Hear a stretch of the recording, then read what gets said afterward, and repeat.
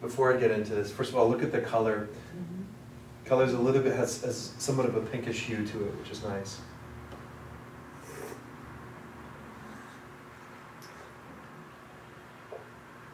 What are you guys tasting with this tea?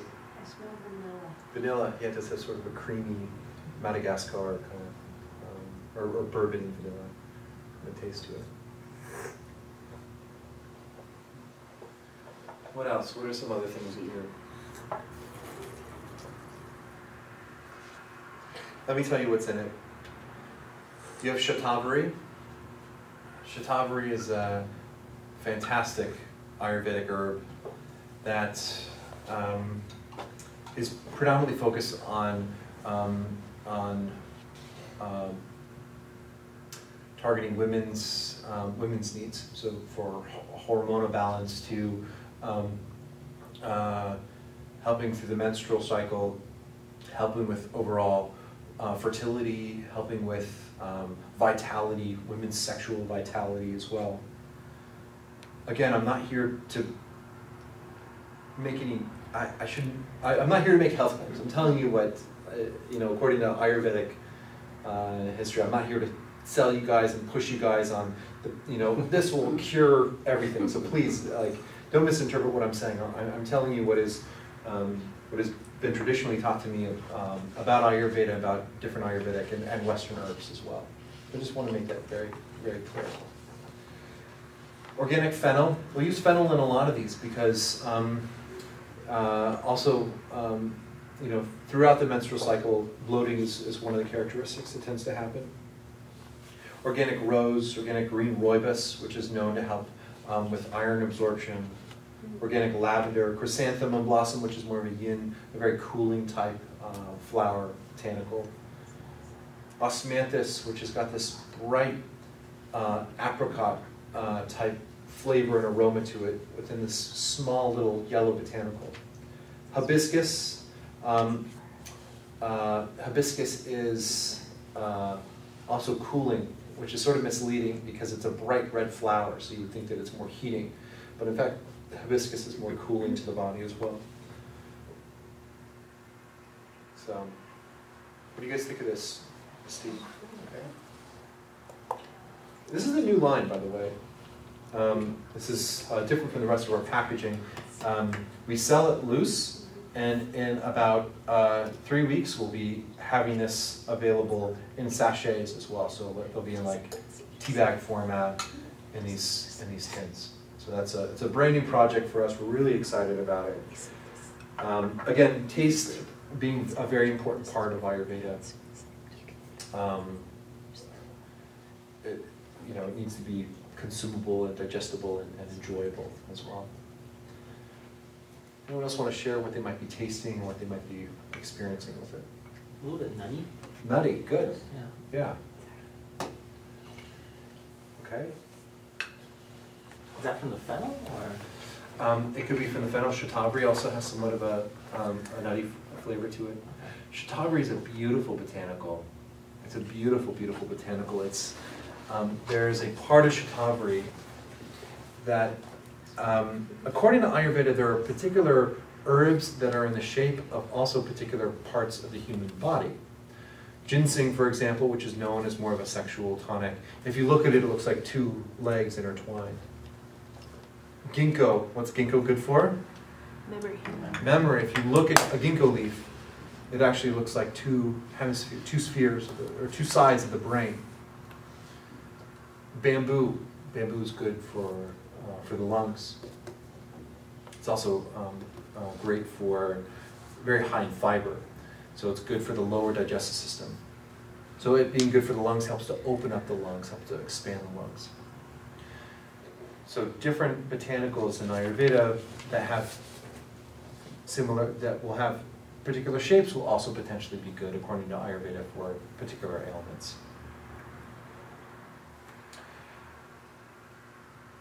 So medicine, according to Ayurveda, acts through taste. And these three, Vata, Pitta, and Kapha, space, air, fire, water, and earth, also relate to the parts of the tongue So you have this first part of the tongue, which is more sweet, right? A little bit salty. The second part, which is more sour and spicy. And the last part, which is more astringent and bitter. So how does that relate to Vata, Pitta, and Kapha? Well, sweet and salty is more Kapha.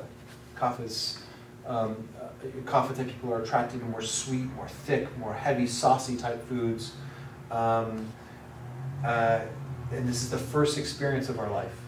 It's, kids, I have 3 little kids at home, and they love honey and sugar and all that stuff.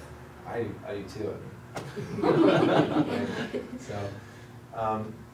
So this is the first experience, right? This is the first experience in our life, and this is also the first experience of our taste buds.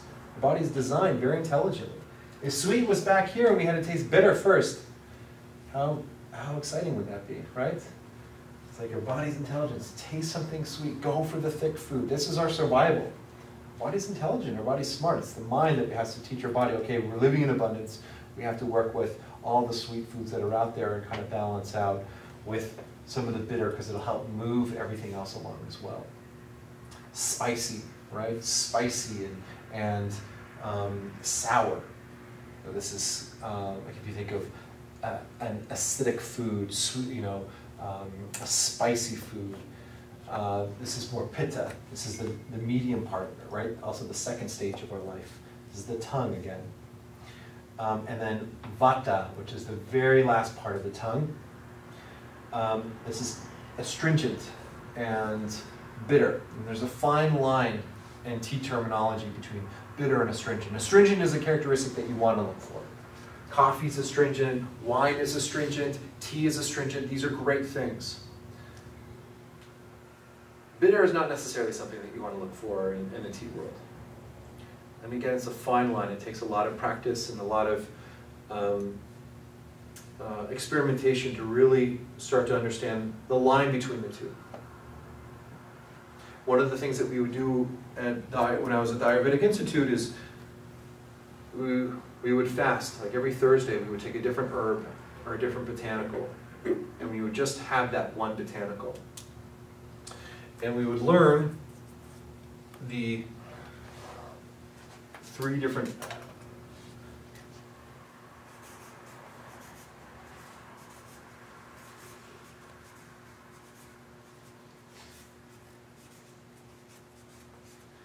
sections or different attributes of a taste.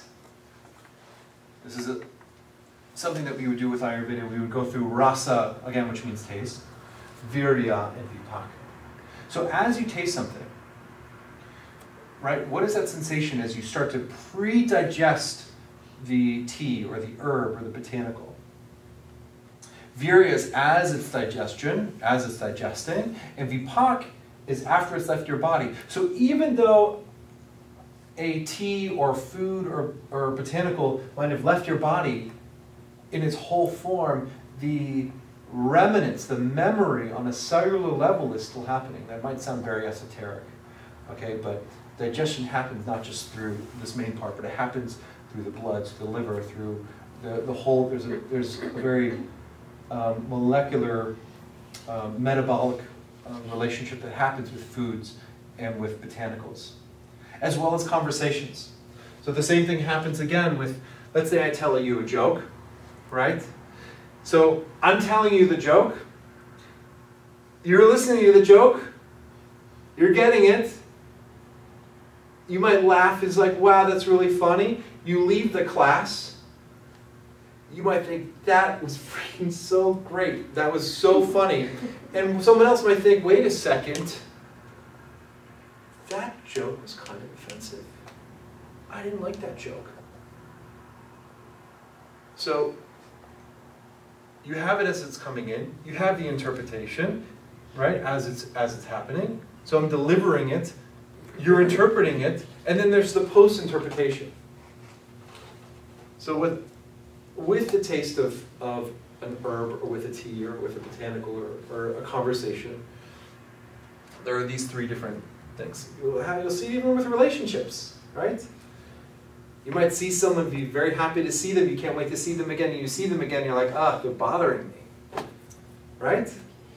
what is it? This is such an interesting dynamic that's happening between rasa, virya, and vipak. And again, according to Ayurveda, really understanding our external surroundings and our internal surroundings will help us determine not just taste and flavor, but also the overall effect. Again, I know I'm talking very esoterically here, but I hope some of what I'm saying is am I making sense? Yeah? I'm just talking, so I really don't know if I'm making sense. So I hope I'm making sense. So we have kapha, we have pitta, we have vata. So what's this guy right here?